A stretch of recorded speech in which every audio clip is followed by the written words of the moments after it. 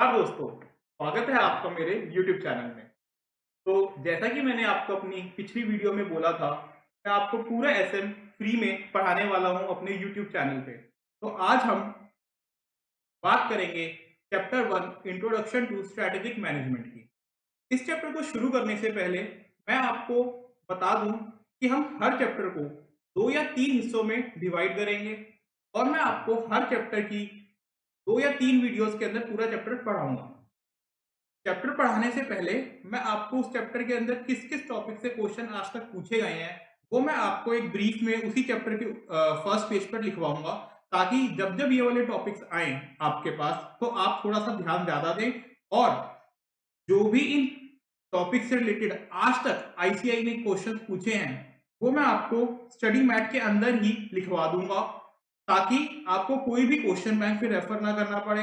Plus जो भी questions इस चैप्टर से बनते हैं उसके जो भी स्टडी मैट के थ्रू ही आंसर होने चाहिए वो भी मैं आपको साथ के साथ मार्क करवा दूंगा, ताकि आप सिर्फ और सिर्फ क्वेश्चन और स्टडी मैट से उसका आंसर याद करें और आपको कोई भी और मटेरियल रेफर करने की जरूरत ना पड़े। तो शुरू करते हैं अपना स्ट्रेटेजिक मैनेजमेंट का फर्स्ट चैप्टर। इस चैप्टर के अंदर हमें बता रहे हैं कि what is strategic management. It is just an introduction to strategic management. तो इस चैप्टर के अंदर मैं आपको पहले बता दूं क्या क्या टॉपिक्स हैं और किन टॉपिक्स में से क्वेश्चंस हमसे पूछे गए हैं आज तक। सबसे पहला तो है हमारा topic definition of strategic management. इसका तो एक बड़ा ही बेसिक सा ये कॉन्सेप्ट है, डेफिनेशन जो भी है स्ट्रेटेजिक मैनेजमेंट की, जो आईसीआई ने लिखी हुई है अपने स्टडी मैट में, हम उसको याद करेंगे और समझेंगे। सेकंड है whether strategic management is a proactive or a reactive approach. ठीक है, हमें जो स्ट्रेटेजी बनानी चाहिए वो हमें प्रोएक्टिवली बनानी चाहिए, रिएक्टिव बनानी चाहिए। ये एक बहुत ही कॉमन क्वेश्चन है जो कि इस चैप्टर के अंदर बहुत ही अच्छे से एक्सप्लेन किया हुआ है। जब मैं आपको एक्सप्लेन करूंगा ये वाला टॉपिक तब मैं आपको बताऊंगा कि किस किस टाइप के क्वेश्चन आईसीआई ने पूछे। उसके बाद आ जाता है advantages of strategic management, then limitations of strategic management, then what is vision vision mission and what are goals and objectives of strategic management, and last आ जाता है आपके लेवल्स ऑफ मैनेजमेंट जो कि हैं corporate, business and functional levels of management. तो मोटा माटी आपका इस पूरे चैप्टर के अंदर ये सारे टॉपिक्स हैं जिनसे कि क्वेश्चंस बनते हैं।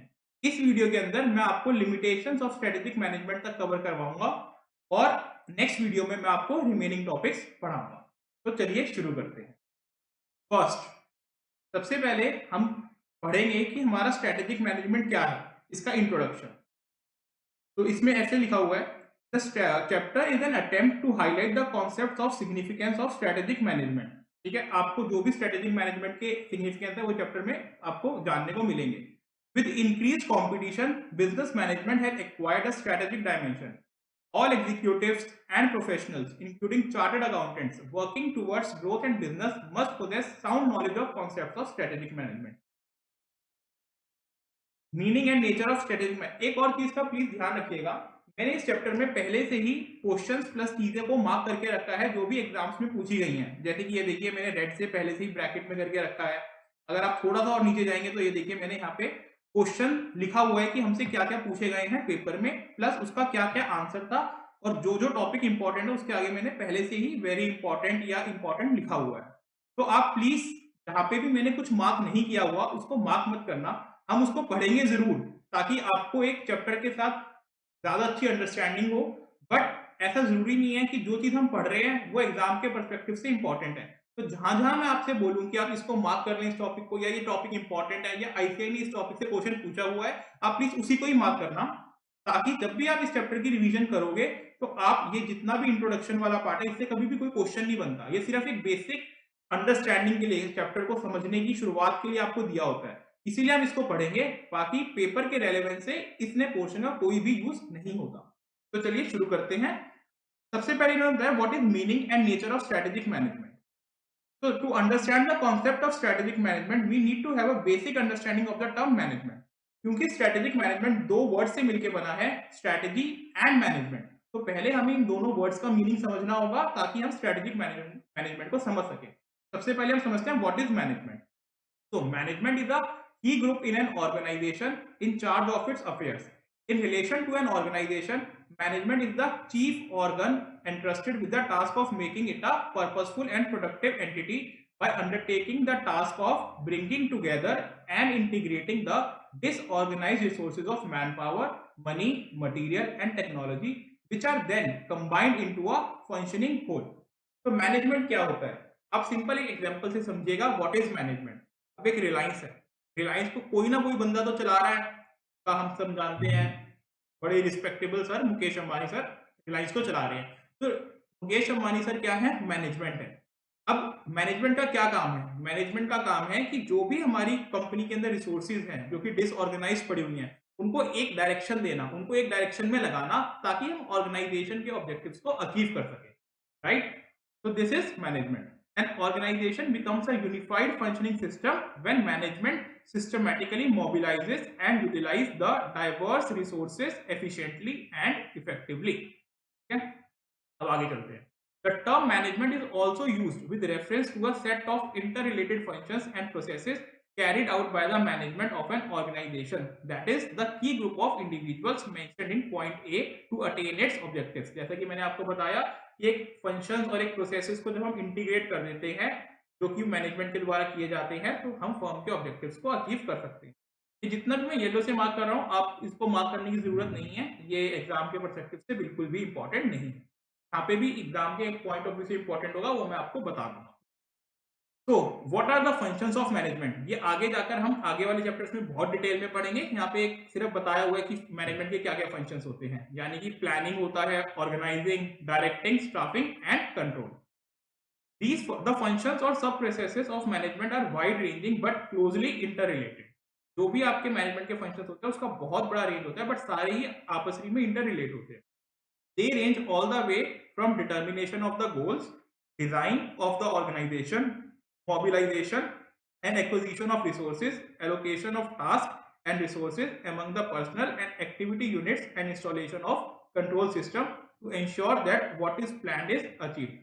ये इन्होंने बताया कि भाई क्या क्या मैनेजमेंट के फंक्शन होते हैं। सबसे पहले हम गोल्स डिफाइन करता है management, then organisation structure design करता है, देन जो भी रिसोर्सेज होती है उसको प्लान करता है कि हमें ये रिसोर्सेज कहाँ से मिलेगी, देन उस अब जो भी टास्क हमारे इस ऑब्जेक्टिव को पाने के लिए जरूरी होते हैं उसको एलोकेट करता है डिफरेंट डिफरेंट रिसोर्सेज के लिए। यहाँ पे रिसोर्सेज को आप एक एम्प्लॉयज भी बोल सकते हो, मनी भी बोल सकते हो, रिसोर्सेज आपकी कुछ भी हो सकती हैं। और फिर उसके बाद जो भी है उसको एक चेक करता है कि जो हमारा हमने काम दिया है सबको वो प्रॉपरली हो रहा है या नहीं हो रहा, ताकि जो भी हमारा प्लान है वो हम अचीव कर सके। Management is an influence process to make things happen, to gain command over phenomena, to induce and direct events and people in a particular manner. आगे चलते हैं, हमने पढ़ लिया कि मैनेजमेंट क्या होती है। यहाँ पे हम ये पढ़ रहे, strategic management is made up of several distinctive activities, that is developing the firms vision, mission, strategic analysis, developing objectives, creating, choosing and implementing strategies and measuring and evaluating performance. ये भी बिल्कुल भी आपके एग्जाम के perspective से definition जरूरी नहीं है। स्ट्रेटेजिक मैनेजमेंट की डेफिनेशन अभी हम आगे पढ़ेंगे जो कि आपको एग्जाम में लिखनी है। तो अब यहां से शुरू करते हैं हम, what is concept of strategy. तो हमने ऊपर पढ़ा मैनेजमेंट क्या होती है। मैनेजमेंट, जब भी आपके दिमाग में मैनेजमेंट वर्ड आए आपके दिमाग में आना चाहिए मुकेश अंबानी सर। अब मुकेश अंबानी सर क्या क्या करते हैं, वो ऑर्गेनाइजेशन की जो भी विजन है उसको डिटरमाइन करते हैं, जो भी रिसोर्सेज है उसको एक साथ इकट्ठा करते हैं, उनको डायरेक्शन देते हैं और उनको टाइम टू टाइम उनको कंट्रोल करते हैं। कुछ भी चीज की जरूरत होती है उनको प्रोवाइड करते हैं और हमेशा एक अपने आप को चेक करते रहते हैं कि वो जो भी उन्होंने प्लान किया वो अचीव उसी के हिसाब से हो रहा है या नहीं हो रहा, तो वो एक कंट्रोल रखते हैं। अब हम स्ट्रेटेजी की बात करते हैं। अगर मैं स्ट्रेटेजी के एक लेमन लैंग्वेज में बताऊं तो व्हाट इज स्ट्रेटेजी। आपने अब एग्जाम देने हैं इंटरमीडिएट के। अब कुछ बच्चे होंगे जो कि आपके 6 के 6 पेपर एक साथ देंगे और कुछ बच्चे होंगे जो ग्रुप 1 और ग्रुप 2 अलग अलग देंगे।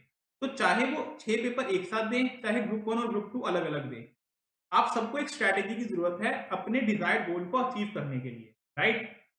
अब कुछ बच्चे होते हैं कि जो सिर्फ और सिर्फ अपने सुबह बैग उठाएंगे, कोचिंग पे जाएंगे, आएंगे और फिर सो जाएंगे, अगले दिन फिर से ऐसे ही करेंगे।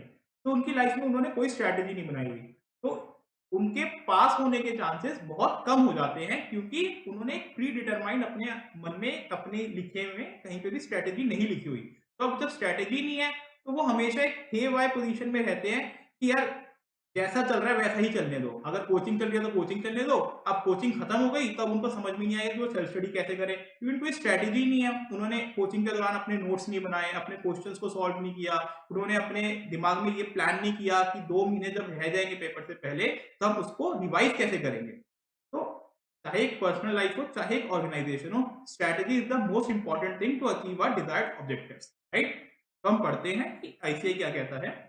Strategy relates to the ways the business decides to respond to dynamic and often hostile external forces while pursuing their vision, mission and ultimate objectives.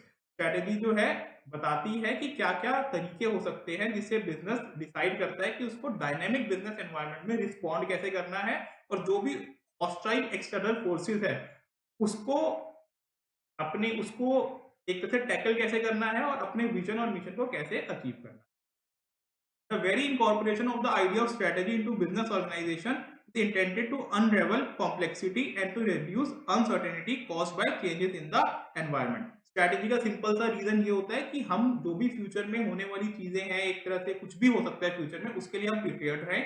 For example, मान लीजिए आपने अपने अभी कोई भी स्ट्रैटेजी नहीं बनाई हुई पढ़ने की, आप ऐसे ही चली जा रहे हैं और एग्जाम से जस्ट 15-20 दिन पहले आपको एकदम से ऐसा लगता है, अरे यार एग्जाम आ गए और अब मैं क्या करूं।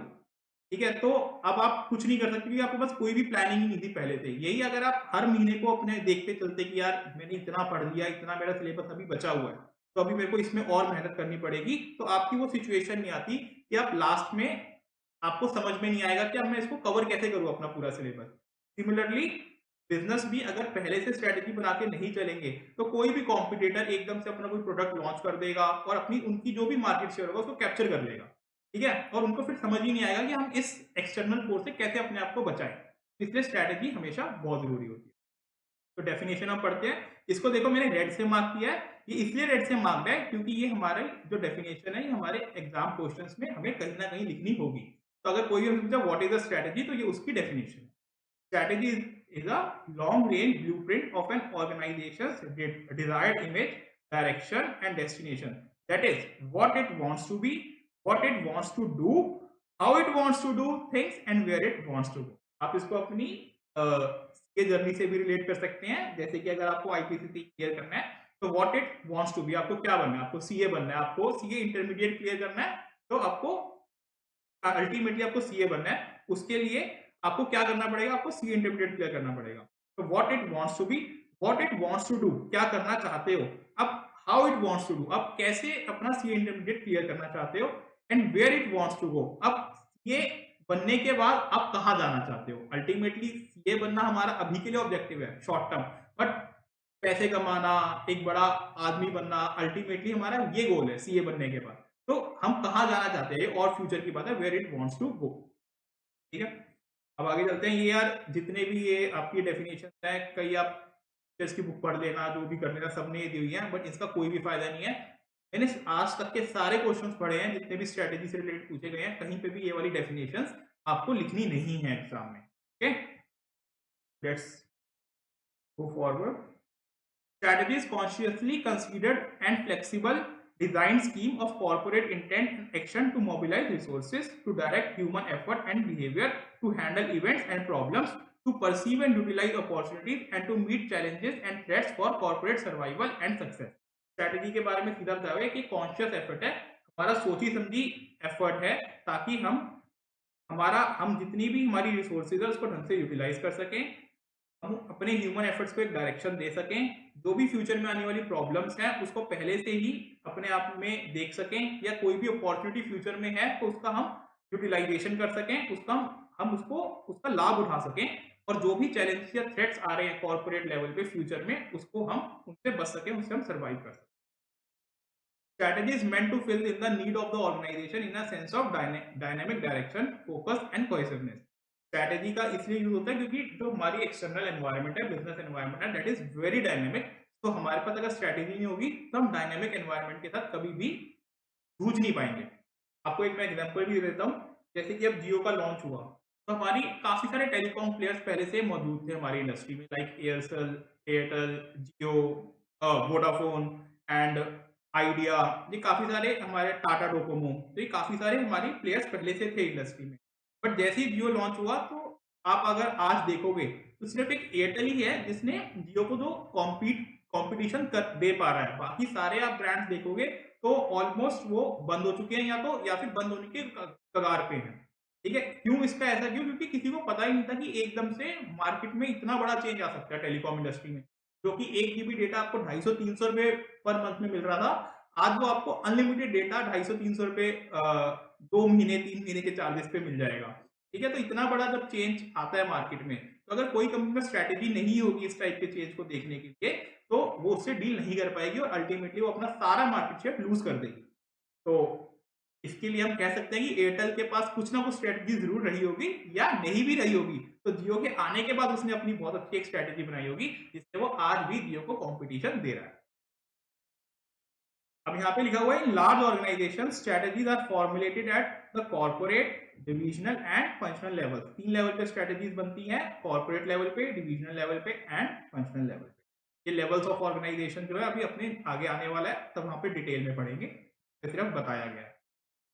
हाँ जी, अब आता है हमारा आईसीआई का सबसे बढ़िया क्वेश्चन, सबसे इंपॉर्टेंट क्वेश्चन, जो कि आईसीआई हर दूसरे या तीसरे एग्जाम के अंदर, दूसरे या तीसरे अटेम्प्ट के अंदर हमेशा पूछता रहता है, जो कि है वेदर स्ट्रैटेजी इज प्रोएक्टिव और रिएक्टिव। ठीक है? अब ये इसको हर अलग अलग तरीके से पूछता है। या तो वो आपको क्या करेगा, पहले एक काम करते हैं, हम पढ़ लेते हैं कि प्रोएक्टिव का मीनिंग क्या होता है और रिएक्टिव का मीनिंग क्या होता है, फिर हम बात करेंगे कि आईसीआई इससे रिलेटेड क्वेश्चन कैसे पूछता है। ठीक है? तो strategy is partly proactive and partly reactive. इस लाइन को ना आप रट्टा मार लेना। ठीक है? वैसे मारने की जरूरत नहीं पड़ेगी रट्टा समझने के बाद, बट स्ट्रेटेजी जो है एक पार्टली प्रोएक्टिव होती है, एक रिएक्टिव होती है। अब प्रोएक्टिव और रिएक्टिव का मतलब समझते हैं। ठीक है? Proactive actions on the part of managers to improve the company's market position and financial performance. तो मैंने ना यहाँ पे सेकंड पॉइंट लिखा है, यहाँ पे थर्ड पॉइंट लिखा और यहाँ पे फर्स्ट पॉइंट लिखा है। इसका रीजन ये है कि आपको सबसे पहले ये लिखना है कि proactive strategy is a planned strategy, whereas reactive strategy is adaptive reaction to changing circumstances. आपको सबसे पहले ये लाइन लिखनी है, अगर कोई भी क्वेश्चन में आपसे पूछता है कि स्ट्रेटेजी जो है प्रोएक्टिव होती है रिएक्टिव होती है, तो आपको सबसे पहले लिखना है कि strategy is both proactive and reactive. Proactive strategy is planned strategy, whereas reactive strategy is adaptive reaction to changing circumstances. Proactive होती है कि हमने पहले से प्लान कर रखी है स्ट्रैटेजी, अब सिर्फ हम उसको इंप्लीमेंट कर रहे हैं। रिएक्टिव होती है कि जैसे ही कोई चीज आई, हमने उस चीज को अडॉप्ट किया और हमने उस चेंजिंग सर्कमस्टांसेस के हिसाब से एक स्ट्रैटेजी बनाई। फॉर एग्जांपल एयरटेल, एयरटेल ने जैसे ही जियो आया, उस चीज को देखा कि मार्केट सिनेरियो कितना अब बदल चुका है, उसने भी अपने रेट एकदम इक्विवेलेंट टू जियो कर दिए। ठीक है? तो इसको होते हैं रिएक्टिव। और प्रोएक्टिव क्या होगा कि मान लीजिए अब ट्रेंड चेंज हो रहा है, अब जो है लोग जो है हेल्दी खाने की तरफ ज्यादा जा रहे हैं। ठीक है? शुगर जो है, शुगर का कंटेंट जो है, अब लोग चाह रहे हैं कि हम ना अपने आप को कंज्यूम करें, तो कोका कोला और पेप्सी, अब जीरो शुगर कोका कोला आ रही है, पेप्सी आ रही है, तो दीज आर प्रोएक्टिव स्ट्रेटेजी। ये रिएक्टिव नहीं है, ये पहले से इन्होंने सोच लिया है कि आने वाले टाइम में हमारी जो फुली लोडेड शुगर है, शुगर कैंपा कोला है, वो नहीं बिकने वाली है, कि लोग बहुत ज्यादा हेल्थ कॉन्शियस हो रहे हैं। अगर वो ये नहीं प्रोवाइड करेंगे तो जो ऑल्टरनेटिव ऑप्शंस है लोगों के पास, लोग वो लेना शुरू कर देंगे। तो ये होता है प्रोएक्टिव स्ट्रेटेजी। ठीक है? अब सेकंड पॉइंट आपको लिखना है, proactive actions on the part of managers to improve the company's market position and financial performance. Proactive actions क्यों किए जाते हैं? कोका कोला और पेप्सी क्यों जीरो शुगर आपको कोका कोला दे रहा है, आपको ड्रिंक दे रहा है? वो इसलिए दे रहा है क्योंकि मैनेजर्स चाहते हैं कि हम कंपनी के अंदर जो हमारी मार्केट में पोजीशन है उसको इंप्रूव करें, और जो हमारी फाइनेंशियल परफॉर्मेंस है वो भी हमारी बरकरार रहे और उसको भी हम इंप्रूव करें। ठीक है? ताकि अब जो भी हेल्थ कॉन्शियस लोग होंगे जिन्होंने कोका कोला छोड़ दी होगी, अब जीरो शुगर देख के क्या पता उन्होंने भी दोबारा से वो शुरू कर दिया उसको। Reactions to unanticipated, reactions to unanticipated, जो हमने पहले से सोचा नहीं था, unanticipated development and fresh market conditions in the dynamic business environment. Reactive strategy क्या होती है? That is the reactions to the unanticipated developments. और मैं अगेन वही बोलूंगा, जैसे Jio unanticipated development and fresh market condition. और जैसे ही एकदम से फ्रेश मार्केट कंडीशन है, इसका एक मेरे को बहुत अच्छा एग्जांपल भी याद आ रहा है, जैसे कोविड है। अब किसी ने नहीं सोचा था यार पूरा वर्ल्ड बंद हो जाएगा एकदम, मतलब मार्केट बंद हो जाएगी। ठीक है? अब फॉर एग्जांपल वीआईपी इंडस्ट्रीज है, वो लगेज बनाती थी। अब कोविड के बाद तो भाई कोई जब घर से ही बाहर नहीं निकल पा रहा, तो देश विदेश की यात्राएं कौन करेगा? तो उसका लगेज इंडस्ट्री बिल्कुल बंद हो गई। बट उसी टाइम एक और नई चीज की शुरुआत हुई, जो कि मास्क। मास्क बहुत ज़्यादा बिकने लग गए थे उस टाइम पे। तो वीआईपी इंडस्ट्रीज़ अगर आप देखोगे तो क्या किया उन्होंने, उन्होंने मास्क भी बनाने शुरू कर दिए उस टाइम, ताकि वो अपने बिज़नेस को कहीं न कहीं स्टैंड रख सकें, ठीक है? तो क्या है फ्रेश मार्केट कंडीशन की तरफ से उन्होंने रिएक्ट किया। जैसे ही उन्होंने देखा कि कोविड आया है तो उनका लगेज नहीं टिकेगा, तो उनके पास फैब्रिक्स था, उनके पास लेबर थी, उन्होंने मास्क बनाए और मास्क में जो भी वो कमा सकते थे, जो भी वो लेबर्स को दे सकते थे, उससे उन्होंने अपनी कंपनी को चलाया। The reactions to unanticipated development and fresh market condition in the dynamic business environment. तो अब ऊपर लिखा हुआ है कंपनी की स्ट्रेटेजी ब्लेंड होती है, ब्लेंड मतलब दोनों का combine. First proactive actions, second reactive actions. Okay, proactive actions क्या होते हैं? जो कि इंप्रूव दिए जाते हैं कंपनी की मार्केट पोजीशन और फाइनेंशियल परफॉर्मेंस को इंप्रूव करने के लिए। रिएक्टिव स्ट्रेटेजी क्या होती है? जो कि रिएक्शंस होते हैं जो कि unanticipated environment development and fresh market conditions को देखते हुए लिए जाते हैं।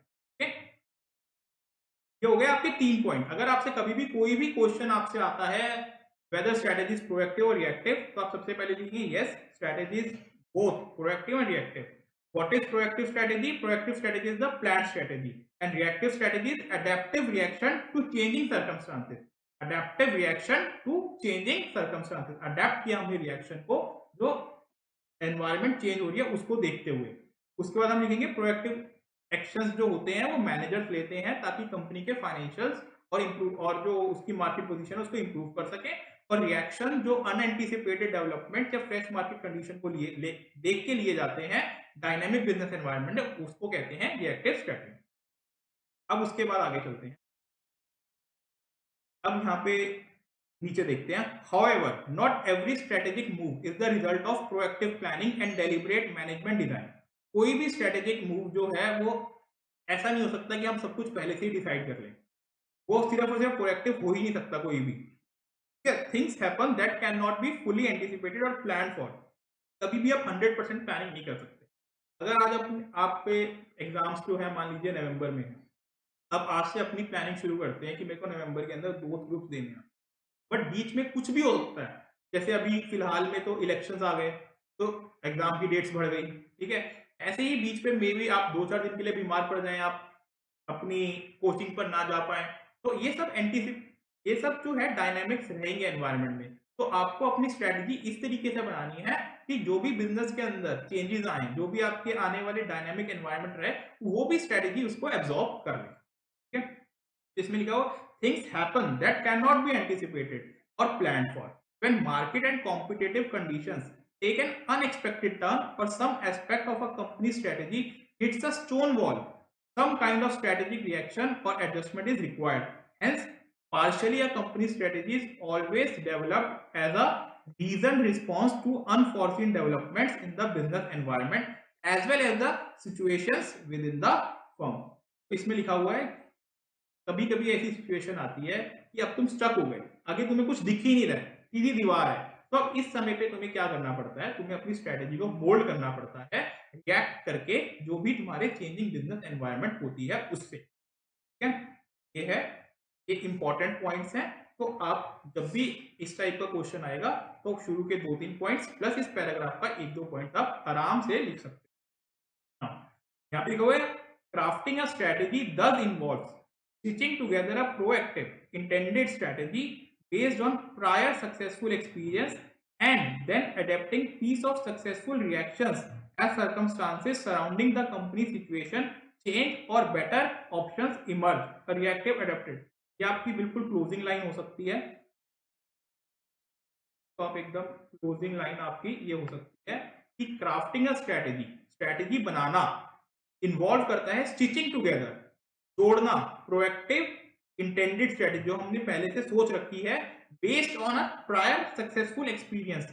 मुकेश अंबानी जी ने रिलायंस कम्युनिकेशन भी बनाई थी, तो उनके पुराने एक्सपीरियंसेस भी थे जो कि उन्होंने जियो की स्ट्रेटेजी बनाने में यूज किए थे based on a prior successful experience and then adapting piece of successful reactions. उसके बाद अडेप्ट करना कि जो भी सक्सेसफुल हमने भी रिएक्ट किया, कुछ सक्सेस हुआ तो उसको अडॉप्ट कर लेना। फॉर एग्जाम्पल मान लीजिए जियो ने अभी लॉन्च किया था, जियो ने 3 महीने के लिए सोचा था कि सिर्फ हम 3 महीने के लिए फ्री डेटा देंगे, बट उसका रिस्पॉन्स इतना अच्छा आया कि लोग एकदम लाइनों में लग गए जियो की सिम लेने के लिए। तो उन्होंने सोचा कि चलो इसको हम 3 महीने के लिए और एक्सटेंड कर देते हैं फ्री जो हम दे रहे हैं। तो आप उन्होंने अडॉप्ट किया piece of successful reactions as circumstances surrounding the company situation change और बेटर ऑप्शंस इमर्ज। जैसे उन्होंने देखा कि भाई जो हमने रिएक्ट किया उससे जो कंपनी के आसपास की सिचुएशन है उससे चेंज हो गई और कुछ बेटर ऑप्शंस हमें मिल गए, तो हमने उसके लिए एक रिएक्टिव स्ट्रेटेजी बनाई। तो इन दोनों का जो ब्लेंड है, इन दोनों को अगर हम कहें कि ये इन्वॉल्व करता है, दोनों प्रोएक्टिव प्लस रिएक्टिव स्ट्रेटेजी को एक साथ मिलाकर हमें एक प्रॉपर स्ट्रेटेजी बिजनेस की बनानी चाहिए। ये आपकी क्लोजिंग लाइन हो सकती है। तो आपका ये पूरा क्वेश्चन आपका तैयार हो जाएगा। अब मैं आपको बताऊंगा कि आईसीआई ने इससे रिलेटेड क्या-क्या क्वेश्चंस पूछे हुए हैं। देखिए, एक तो आपका सिंपल क्वेश्चन बनता है, वेदर स्ट्रैटेजी इज प्रोएक्टिव और reactive explain. This is the simple question जिसके अंदर मैंने आपको बताया फर्स्ट, सेकंड, थर्ड और क्लोजिंग पैराग्राफ आपको कैसे-कैसे लिखना है। एक आपसे क्या है, इसको ना केस सिनेरियोस की फॉर्म में पूछ लेता है आईसीआई। जैसे कि फॉर एग्जांपल एक ये था हमारा yummy foods and tasty foods. दोनों ही कंपनीज फास्ट फूड बनाती हैं। एक कंपनी जो कि यम्मी फूड्स है, वो नए-नए प्रोडक्ट्स अपने शेल्फ में इंट्रोड्यूस करती रहती है और टेस्टी फूड्स जैसे ही यम्मी फूड्स इंट्रोड्यूस करती है, उसको देख के अपने मेन्यू में भी वो प्रोडक्ट्स डाल देती है। तो उन्होंने बोला था एक्सप्लेन कि दोनों कंपनीज क्या अप्रोच फॉलो कर रही हैं। ओके, तो इसका आंसर यही जाएगा कि सबसे पहले हम एक्सप्लेन करेंगे कि यम्मी फूड्स क्योंकि नए-नए प्रोडक्ट्स इंट्रोड्यूस कर रही है, तो वो एक प्रोएक्टिव स्ट्रेटेजी अपना रही है। और टेस्टी फूड्स क्योंकि उसको देखकर नया अपने मेन्यू में प्रोडक्ट्स ला रही है, तो एक रिएक्टिव स्ट्रेटेजी अपना रही है। ठीक है? अब फिर उसके बाद आपका आंसर सेम चलेगा कि कंपनी को दोनों ही रिएक्टिव और प्रोएक्टिव का कॉम्बिनेशन अपने बिजनेस में यूज करना चाहिए। यहाँ पर क्योंकि जो टेस्टी फूड्स है वो सिर्फ रिएक्टिव स्ट्रेटेजी कर रही है, तो उसको ट्राई करना चाहिए कि वो भी थोड़ा सा प्रोएक्टिव होके कभी कभी नए प्रोडक्ट अपने मेन्यू में खुद से भी ऐड वो कर सकती है।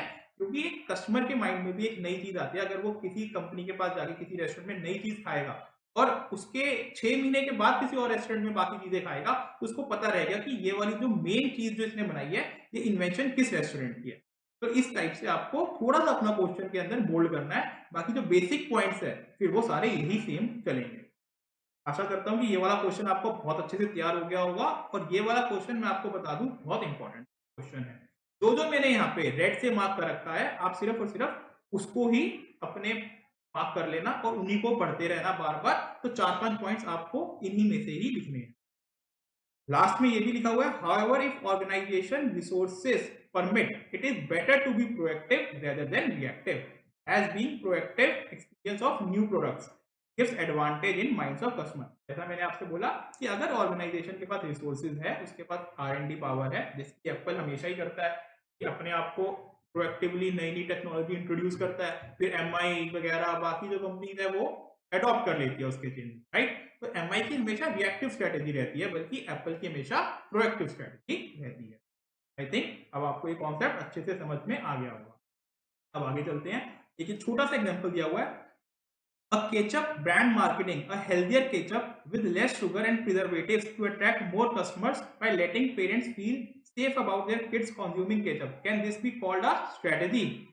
भाई केचप ने जो है एक लेस शुगर आइटम इंट्रोड्यूस कर दिया मार्केट में, तो क्या हम इसको स्ट्रेटेजी बोल सकते हैं? जैसा मैंने आपको कोका कोला और पेप्सी का एग्जांपल दिया, तो हाँ जी, इसको बिल्कुल हम स्ट्रेटेजी बोल सकते हैं। Yes, it is the business strategy to fight with the competition and to adapt the changing external environment. Okay, अब आते हैं strategic management importance and limitation. अब आपको सबसे पहले तो इस पैराग्राफ में मिलेगा कि what is strategic management. Strategic management की जो डेफिनेशन है वो अभी तक आपने कहीं पे भी पूरी तरीके से नहीं पढ़ी है, ठीक है। दूसरा, स्ट्रेटेजिक मैनेजमेंट की इंपॉर्टेंस और लिमिटेशन। ये तीनों जो क्वेश्चन है, डेफिनेशन, इंपॉर्टेंस और लिमिटेशन, तीनों क्वेश्चन आईसीआई बार बार पूछता रहता है अपने एग्जाम्स में, तो हम ये तीनों क्वेश्चन को अच्छे से प्रिपेयर करेंगे।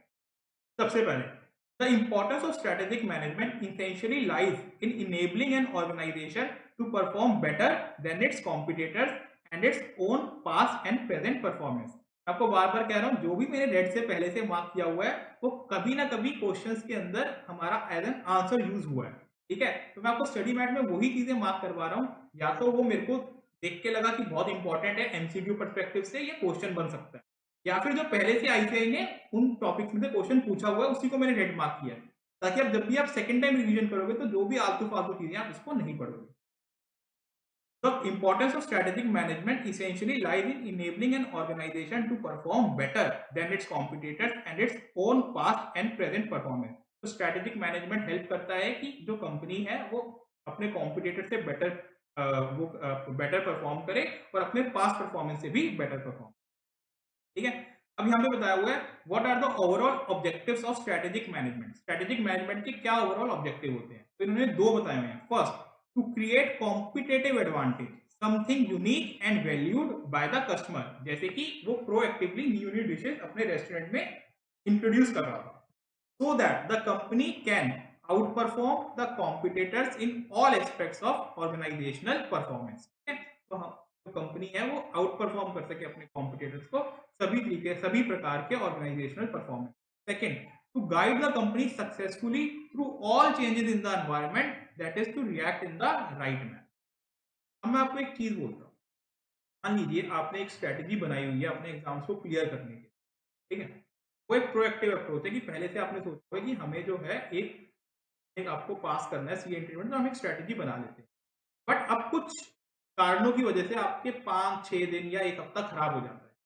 बट क्योंकि आपने एक प्रोएक्टिव स्ट्रेटेजी बनाई हुई थी, अब उसी के अंदर कुछ ना कुछ चेंजेस करके आप उसको कवर कर लेंगे। अपनी जो भी आपकी 7 दिन खराब हुए होंगे, आगे जाके अपनी स्ट्रेटेजी में उसको इंक्लूड करके आप उससे बाहर निकल जाएंगे उस सिचुएशन से। आपको वो सिचुएशन ज्यादा अफेक्ट नहीं करेगी। बट मान लीजिए किसी ने स्ट्रेटेजी बनाई ही नहीं हुई, ठीक है, अब उसके 7 दिन खराब हो चाहे 8 दिन खराब हो, खराब होने के बाद वो back to zero normal position पे ही है, क्योंकि उसको नहीं पता चल रहा कि अभी मेरे साथ कितना बड़ा नुकसान हुआ है। ठीक है, तो यही है कि to guide the company successfully through all the changes in the environment. अगर हमने पहले से स्ट्रेटेजी बनाई हुई है तो हमें वो एक स्ट्रेटेजी गाइड करती है कि जैसे जैसे एनवायरनमेंट चेंज हो रहा है हम अपनी स्ट्रेटेजी को चेंज करें। अगर हमने स्ट्रेटेजी नहीं बनाई तो एनवायरनमेंट जब भी चेंज होगा आपको पता ही नहीं चलेगा कि वो आपके बिजनेस पे क्या अफेक्ट कर सकता है। okay? अब हम यहाँ पे चलते हैं, ये देखिए मैंने यहाँ पे लिखा हुआ very very important, this is definition of SM. ठीक है, अब ये डेफिनेशन ऑफ एसएम ना आपसे डायरेक्टली एग्जाम में पूछ लेते हैं कि what is strategic management, explain it's limitations, explain it's benefits. ठीक है, तो अगर आपसे कभी भी बेनिफिट्स पूछें तो आपको इंपॉर्टेंस ऑफ स्ट्रेटेजिक मैनेजमेंट जो कि हम आगे पढ़ेंगे वो बताना है, प्लस ये 2 पॉइंट जरूर लिखने हैं कि कॉम्पिटिटिव एडवांटेज में हमारी हेल्प करता है, सेकेंडली हमें गाइड करता है ताकि हम जो भी बिजनेस में चेंजेस आए उसको सक्सेसफुली गो थ्रू कर सकें। तो अब स्ट्रेटेजिक मैनेजमेंट की डेफिनेशन पढ़ते हैं। आपको यही डेफिनेशन एग्जाम में लिखनी है, इस कोई और मत लिखना, मैंने पहले से यहाँ पे मार्क कर दिया है। तो आपके इस पूरे स्टडी मैट में आपको 3-4 डेफिनेशंस मिल जाएंगी स्ट्रेटेजिक मैनेजमेंट की अलग अलग पेजेस पे, बट आपको एग्जाम के अंदर सिर्फ और सिर्फ यही डेफिनेशन लिखनी है। So, to put the concept, strategic management refers to the managerial process of developing a strategic vision, setting objectives, crafting a strategy, implementing and evaluating the strategy, and finally initiating corrective adjustments were deemed appropriate। बड़ी simple definition है। Strategic management refer करता है एक managerial process. सबसे पहले तो भाई management अगर मैनेजरियल प्रोसेस तो होगा ही। अब सबसे पहले developing a strategic vision, Mukesh Ambani साहब ने बोला कि हमें एक 4G नेटवर्क पूरे वर्ल्ड पूरे इंडिया में डालना है। ठीक है, तो हमने एक विजन बनाई। देन सेटिंग ऑब्जेक्टिव, अब हमने एक ऑब्जेक्टिव बनाया कि यार हमें ना सबसे बढ़िया डालना है। ठीक है ना, हमारा ऑब्जेक्टिव है कि हम 4 साल के अंदर पूरा डाल देंगे और सबसे बढ़िया नेटवर्क 4G नेटवर्क डालेंगे। फिर हमने क्राफ्ट की स्ट्रेटेजी, अब हमने बोला इसके लिए हमें क्या करना पड़ेगा।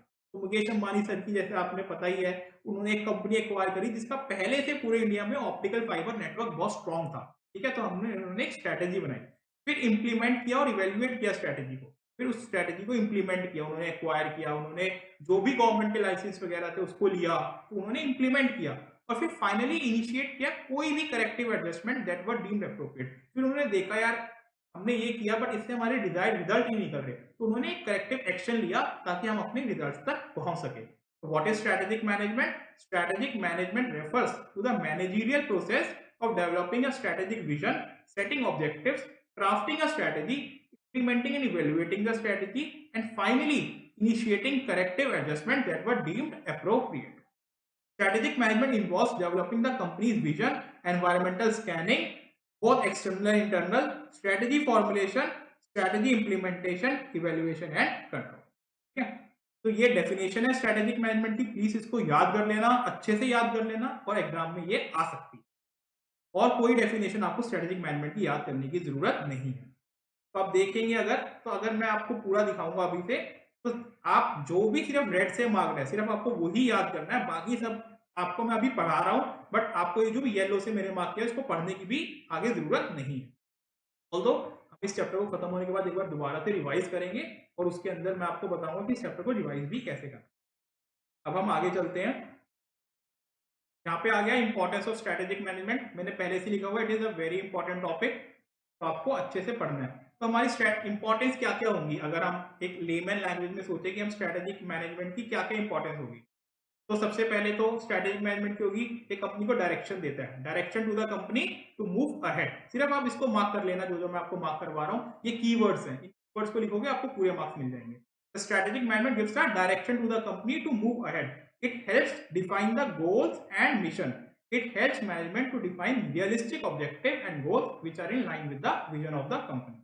Second, strategy helps organization to be proactive instead of reactive in shaping its future. हमें ये प्रिपेयर करता है कि हम पहले से प्रोएक्टिव रहें, यानी कि हर चीज के लिए रिएक्टिव भी नहीं कि भाई कोविड अब आया तो हमने एकदम से रिएक्ट किया, हमें थोड़ा बहुत तो अंदाजा हो ही गया था ना कि पूरे वर्ल्ड में कोविड आ रहा है, तो हम एक प्रोएक्टिव अप्रोच कई कंपनीज ने ले भी ली होगी। जैसे कि कई कंपनीज ने, अंबानी साहब ने अपने स्टेक्स में जो भी जियो के अंदर स्टेक थे वो बेचे ताकि वो कैश रिच हो सके, क्योंकि कोविड जैसी जो महामारी थी उसके लिए कैश का होना कंपनी के पास बहुत जरूरी था डेली ऑपरेशन को सस्टेन करने के लिए। तो हमें थोड़ा बहुत प्रोएक्टिव भी होना पड़ता है। तो स्ट्रेटेजिक में हेल्प करते हैं organizations to be proactive instead of reactive in shaping its future. Organizations are able to analyze and take actions instead of being mere spectators. Organizations को हेल्प करता है कि वो एक्शन ले सके, सिर्फ खड़े खड़े देखे ना कि भाई क्या हो रहा है मार्केट में। स्ट्रेटेजी हेल्प करता है कि ये स्ट्रेटेजिक मैनेजमेंट हेल्प करता है कि हम एक्शन ले सकें जो भी चेंज हो रहा है बिजनेस के, ठीक है। It helps them in working with various environment and shaping, helps within vagaries of environment and shaping it instead of getting carried away by its turbulence or uncertainty, ठीक है। फॉर एग्जाम्पल अगर आप big बाजार के example लें, Covid के बाद उनकी बैलेंस शीट की पोजीशन इतनी खराब थी कोविड से पहले कि वो कंपनी कोविड को झेल ही नहीं पाई, वो अल्टीमेटली रिलायंस को बेचना पड़ा, ठीक है। इसलिए हुआ क्योंकि उनकी पहले से स्ट्रेटेजी स्ट्रॉन्ग नहीं। Strategic management provides framework for all major decisions of an enterprise, such as decision on business, products market, manufacturing facilities, investment and organizational structure. Strategic management seeks to prepare the organization to face the future and act as pathfinder to various business opportunities. Strategic management serves as a corporate defense mechanism against mistake and pitfalls. Please इसको थोड़ा सा अच्छे से mark कर लेना, क्योंकि कई बार आईसीआई डायरेक्टली यही लाइन लिख देता है कि strategic management serves as a corporate defence mechanism against mistakes and pitfalls, please explain. तो इसके अंदर आपको बेनिफिट्स ही लिखने हैं स्ट्रेटेजिक मैनेजमेंट। तो अब देखो ये आईसीआई ने आपको पहले से ही शॉर्ट में सारे बेनिफिट्स लिख के दिए हैं, आपको ये सारे शॉर्ट के अंदर अच्छे से याद करने हैं, जितने भी बेनिफिट्स आप 4 याद कर लो, 5 याद कर लो, इतने चल जाएंगे। और इनके साथ साथ एक एक लाइन आपको और याद करनी है जिससे आप आराम से पेपर में बेनिफिट्स आते हैं तो लिख सकते हैं। मैक्सिमम बेनिफिट्स वाले जो क्वेश्चन है वो स्ट्रेट फॉरवर्ड होते हैं। लिमिटेशंस में आईसीआई फिर भी आपको एक केस सिनेरियो बना के दे देता है कि ये स्ट्रेटेजी के अंदर ये प्रॉब्लम्स आ रही हैं तो ये ऐसा क्यों हो रहा है, उसके अंदर आपको लिमिटेशंस लिखनी होती है। तो आगे चलते हैं लिमिटेशंस के ऊपर। ये देखिए मैंने पहले से यहाँ पे जो जो लिमिटेशंस का जो टॉपिक है इसके अंदर क्या क्या आईसीआई क्वेश्चन पूछता है वो मैंने पहले से आपको लिख दिए हैं। फॉर एग्जाम्पल पहले हम लिमिटेशंस पढ़ते हैं क्या क्या है लिमिटेशंस स्ट्रेटेजिक मैनेजमेंट के, और फिर हम आगे पढ़ेंगे। तो सबसे पहले अगर हम सोचें कि कंपनी अगर स्ट्रेटेजिक मैनेजमेंट कर रही है तो उसकी लिमिटेशंस क्या हो सकती है, दिक्कत कहाँ कहाँ आ सकती है कंपनी में। तो यार मेरे दिमाग में तो सबसे पहली चीज यही आती है, क्योंकि हमने इतना पढ़ लिया है कि यार हम स्ट्रेटेजी चाहे जितनी मर्जी अच्छी बना ले उसको हम फुल प्रूफ नहीं बना सकते फ्यूचर को देखते हुए। हमें कुछ ना कुछ स्ट्रेटेजी के अंदर एक डायनेमिक रहेगा ही कि फ्यूचर में चेंज हो सकती है, वो फ्यूचर सिनेरियोस को देखते हुए। सेकंड मेरे दिमाग में आता है कि कंपनी को अगर स्ट्रेटेजी बनानी है तो उसमें काफी खर्चा चाहिए, उसको मार्केट रिसर्च करनी पड़ेगी, तो बड़े बड़े एम्प्लॉयज रखने पड़ेंगे, मैनेजरियल पर्सनस रखने पड़ेंगे। तो हर एक छोटे व्यक्ति का काम नहीं है स्ट्रेटेजी बनाना। एक बड़ी कंपनी अपनी स्ट्रेटेजी को बनाती है तो उसमें काफी खर्चा होता है, देखिए थोड़ा कॉस्टली प्रोसेस। दूसरा थोड़ा टाइम कंज्यूमिंग भी है, स्ट्रेटेजी हम एक दिन में नहीं बना सकते, मैं आईसीआई मैं बच्चों को भी बोलता हूँ जो इंटरमीडिएट में पढ़ रहे हैं, फाइनल में पढ़ रहे हैं, भाई स्ट्रैटेजी बनाने में टाइम लगता है। तुम्हें पता होना चाहिए कि किस सब्जेक्ट के अंदर तुम्हें कितने कोचिंग में टाइम देना है, कितना सेल्फ स्टडी में देना है और कितना उसकी वेटेज है एग्जाम के अंदर हर टॉपिक की। तो 1, 2, 3 दिन आराम से लगाओ। अगर आपको अपना जब आपकी कोचिंग खत्म हो जाए, आपको सेल्फ स्टडी करनी हो, तो 2 महीने का प्लान बनाने के लिए अगर आप 1-2 दिन पहले से लगाते हो उस प्लान को बनाने के लिए, तो वो आपके बिल्कुल भी वेस्ट नहीं जाएँगे। उससे आपको बहुत हेल्प होगी अपने 2 महीनों को अच्छे से यूटिलाइज़ करने में। ठीक है? तो हम सबसे पहले पढ़ते हैं कि स्ट्रैटेजी जो है उसके लिमिटेशंस क्या-क्या हैं। सबसे पहला तो जैसे मैंने आपको बताया, environment is highly complex and turbulent. It is difficult to understand the complex environment and exactly pinpoint how it will shape up in future. The organizational estimate about the future shape may awfully go wrong and jeopardize all strategic plans. काफी complex होती है environment, कभी-कभी ऐसा हो सकता है company ने जो भी स्ट्रेटेजी बनाई हो वो सब वेस्ट हो जाए और सारा का सारा पानी में जाए। For example, two-wheeler electric vehicles brands counted on strategic benefits they would have because of the huge push of the government for electronic mobility। ठीक है, जो भी न्यू व्हीलर में जैसे ओला इलेक्ट्रिक वगैरह आ रही हैं, तो उनको एक बहुत बड़ा एडवांटेज मिल सकता है। बट कस्टमर्स को एक रिलक्टेंस भी है ईवीज को परचेज करने में, क्योंकि उसमें कहीं ना कहीं सेफ्टी कंसर्न्स भी शामिल है। तो इसलिए उसके अंदर कुछ बैटरी इंसिडेंट्स वगैरह हुए हैं। तो अगर कस्टमर के दिमाग में एक्सेप्टेंस ही नहीं आ रही ईवी को लेके, तो गवर्नमेंट जितना मर्जी पुश कर ले, लोग नहीं लेंगे। तो एक ये उसके साथ रिस्क भी जुड़ा हुआ है। Second, strategic management is a time consuming process. इसमें भाई बहुत टाइम लगता है, ये एक दिन में नहीं बनती। बिजनेस की स्ट्रेटेजी, अब जियो की स्ट्रेटेजी बनाना कोई बच्चों का खेल थोड़ी ना है। अंबानी साहब ने कम से कम करोड़ों रुपए लगाया होगा और 1 साल दिया होगा इसकी स्ट्रेटेजी को बनाने में, तब जाके इसको इम्प्लीमेंट किया होगा। Organizations spend a lot of time in preparation, communicating the strategies that may impede daily operations and negatively impact the routine business. Routine business को भी ये impact करती है। Planning and strategizing are important, but putting them in action is where the actual success lies. Similarly to us students, planning and strategizing what to study, from where and what time of the day to study consumes so much of our actual study time that by time we have to study we are almost exhausted। यही सोचते रहते हैं पूरे दिन कि हम क्या पढ़ें, कहाँ से पढ़ें, कौन सा सब्जेक्ट पढ़ें, किस वीडियो पे लेक्चर लें, कौन सी बुक रेफर करें, और इसी में हमारा पूरा टाइम निकल जाता है। कि यही अगर हम पहले से ही अपने आप को प्लान कर लें कि मेरे को एक बुक से स्टिक रहना है, और मैं तो देखो पर्सनली बोलता हूँ कि स्टडी मैट पे ही स्टिक रहो। स्टडी मैट के अंदर आपको जो भी आईसीआई की लैंग्वेज है वो पूरी मिलती है, प्लस आपको पता चलता है कि आईसीआई ने उससे पहले क्या लिखा है और उसके बाद क्या लिखा है, जिससे कि आपका एक फ्लो सेट होता है। कोई भी इंस्टीट्यूट क्या करता है, आपको सिर्फ और सिर्फ जो मेन पॉइंट्स है उसको एक पेज पे लिख के दे देता है, एक जगह पे लिख के दे देता है। तो आप जब वो मेन पॉइंट्स पढ़ते हो तो आपको ऐसा लगता है आपको रट्टा मारना है। बल्कि आप एसएम से पढ़ोगे तो आपको एक स्टोरी टाइप लगेगी कि कंपनी एकदम स्टोरी चल रही है आपकी चैप्टर की, तो उससे आप ज्यादा अच्छे से रिलेट कर पाओ। Strategic management is a costly process.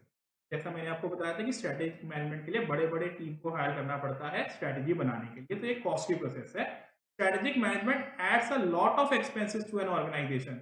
Expert strategic planners need to be engaged, efforts are made for analysis of external and internal environment, devise strategy and properly implement. बड़े-बड़े प्रोफेशनल्स को रखना पड़ता है और वो काफी कॉस्टली भी हो सकता है।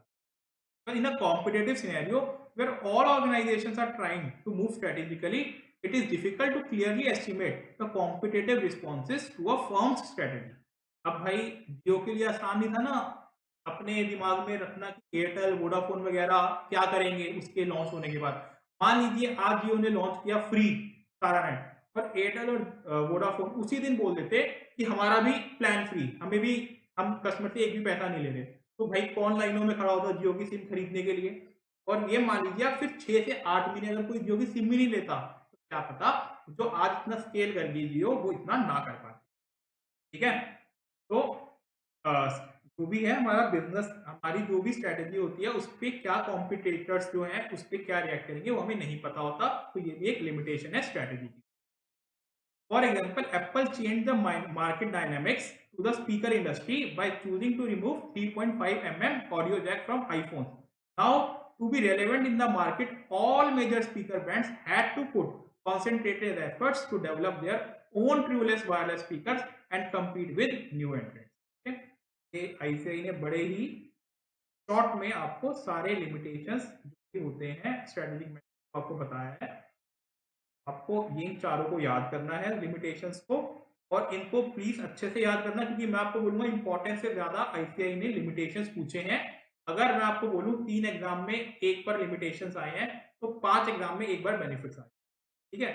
तो मैं आपको बोलूंगा कि लिमिटेशंस को थोड़ा ज्यादा अच्छे से याद करना, ज्यादा इस पे ध्यान देना, और 3-3 लाइनें बेसिक आपका सेम रहेगा कि it is the highly complex and turbulent, first line. उसके बाद आप चाहे उसको थोड़ा सा एक्सप्लेन अपनी लैंग्वेज में करेंगे चलेंगे, बट फर्स्ट पॉइंट प्लीज आप यही लिखना। Second, time consuming process. Third, costly process. Fourth, can not anticipate the competitor response. तो आई थिंक ये वाले लेक्चर के लिए, हम फर्स्ट लेक्चर के लिए इतना ही रखते हैं। यहाँ से strategic intent, vision, goals and objectives, इससे भी बहुत सारे क्वेश्चंस आते हैं इसमें, वो हम नेक्स्ट लेक्चर में कवर करेंगे, ठीक है। तो आशा करता हूँ कि आपको ये वाला लेक्चर पसंद आया होगा। अभी तक जो भी हमने पढ़ा है उसके अंदर मेजरली आपके 3 क्वेश्चंस बनते हैं, 4। First, whether strategy is proactive और reactive. Second, definition of strategic management. Third, benefits या importance of strategic management. And fourth, limitations. Please इन 4 क्वेश्चन को सिर्फ आप प्रिपेयर कर लेना इस लेक्चर को देखने के बाद, और नेक्स्ट वीडियो में हम पूरा चैप्टर खत्म कर देंगे। धन्यवाद, और आप प्लीज कमेंट करके बताना कि आपको ये लेक्चर कैसा लगा, और अगर मैं कुछ भी इंप्रूवमेंट कर सकता हूं तो प्लीज आप वो भी कमेंट में जरूर बताना। Bye bye, all the best.